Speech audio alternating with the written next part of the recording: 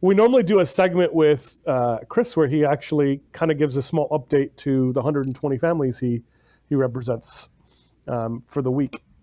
Chris, do you want to give that small update? Well, I was already leaning into it when I said we've never seen a greater divergence between the facts on the ground, the expectations for the economy, and the markets. So as uncertainty is extremely high, we remain pretty cautious.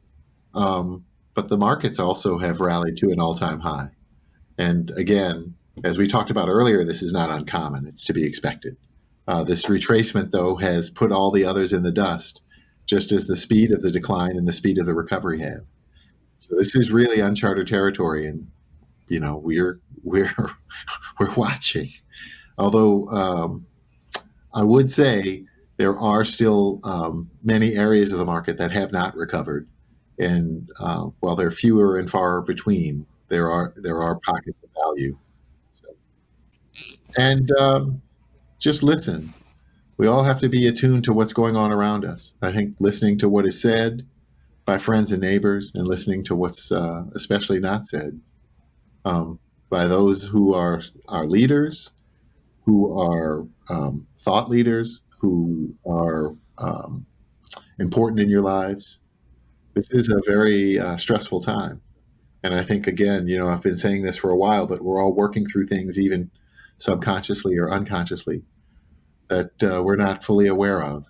So we've got to be gentle and kind with ourselves as well. It's an interesting time. Roger, I don't know if it's obvious that Chris is black or if I've mentioned it before. But, he doesn't look black if you see his picture. I have some, on that note, it's funny. I was talking to my son about this. I always do have a little survivor's guilt because I'm very fair-skinned, and just by color of Louisiana law, I had, they put Negro on my birth certificate.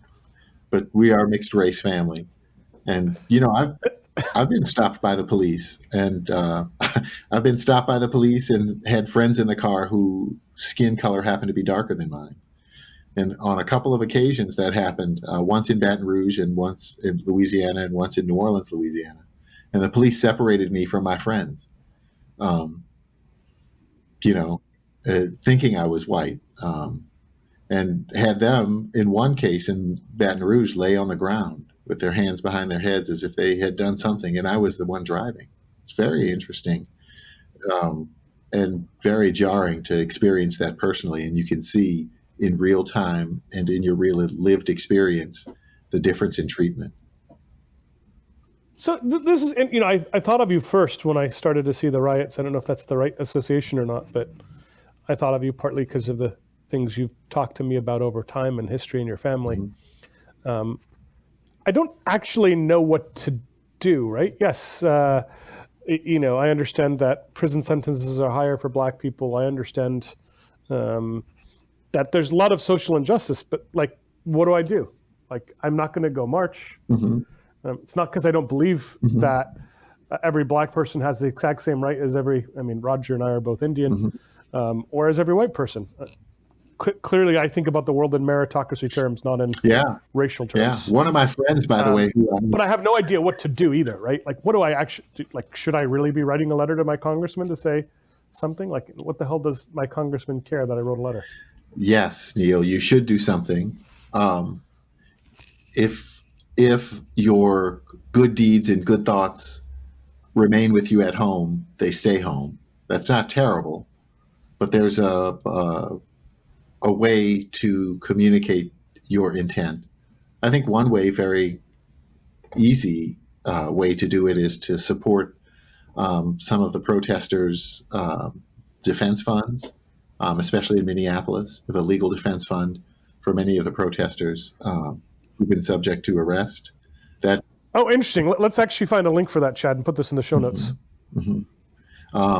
Of course, I think many of the institutions that have been fighting for equal rights and equal treatment under the law and social justice, Southern Poverty Law Center, the NAACP, the Urban League, all deserve a mention.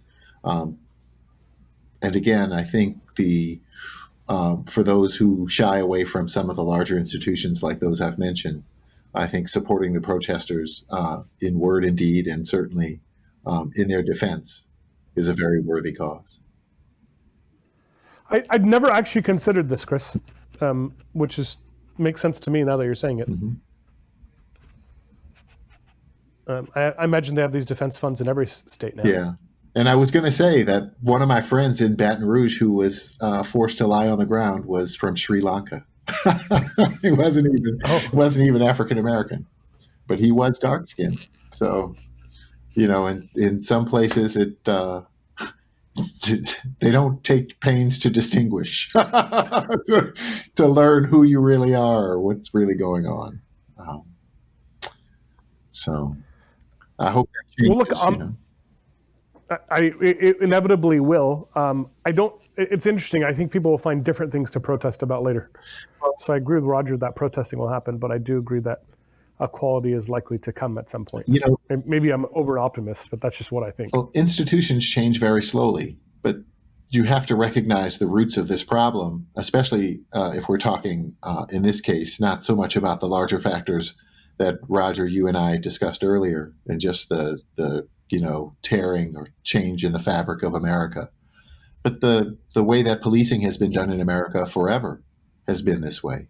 I mean, the original posse comitatus were groups of men who were deputized to enforce the Fugitive Slave Act, to recover fugitive slaves and return them as property back to their owners.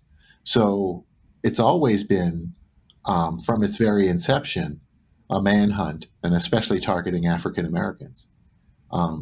So it's not like the first Metropolitan Police Force, which, by the way, was the City of London in 1824, where they were deputized to keep the peace. It's a different origin story, and it still plays out in the institutional memory, and we see it today very vividly and very sadly.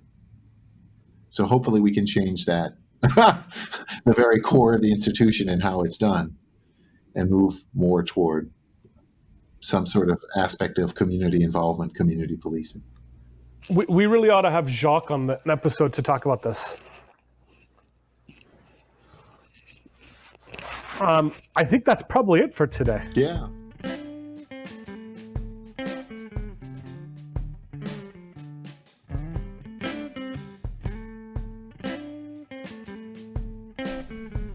All opinions expressed by Neal Mody, Chris Haydel, and podcast guests are solely their own opinions and do not reflect the opinion of Zoic Capital or Haydel Beal and Associates.